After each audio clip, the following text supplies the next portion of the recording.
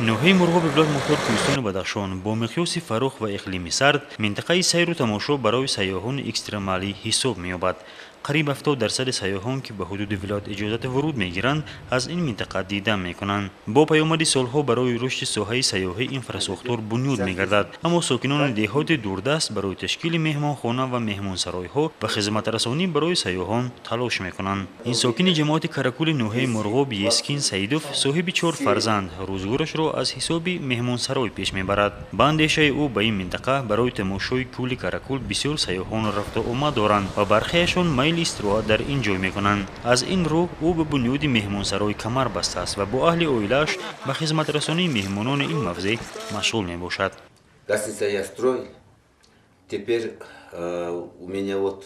این مهمانسرای را در مدت 6 سال بنیاد کردم و اکنون با یک قطار سیاحان از مرکز تاجیکستان، قرقیزستان، قزاقستان و روسیه همکاری دارم و مدامی که آنها میل سفر کرکول میکنند پیشکی زنگ میزنند و ما برای آنها جای خواب، حمام و غذا را آماده میکنیم. با جز این ما برای مهمانان همچون راهبلد برای تماشای تقویم آفتابی که 15 کیلومتر دورتر از اینجا است و کولی کرکول را نشان میدهیم.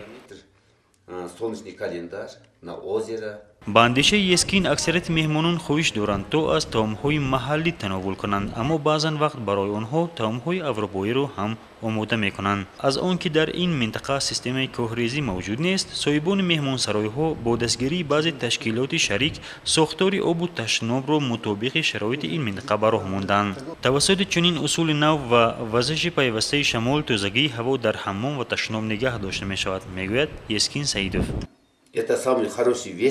این یک اصول خیلی خوب و جالب است، زیرا توسط آن هوای تازه تامین می‌گردد و این چیز مهم است که اساساً مهمانان به آن دقت می‌دهند.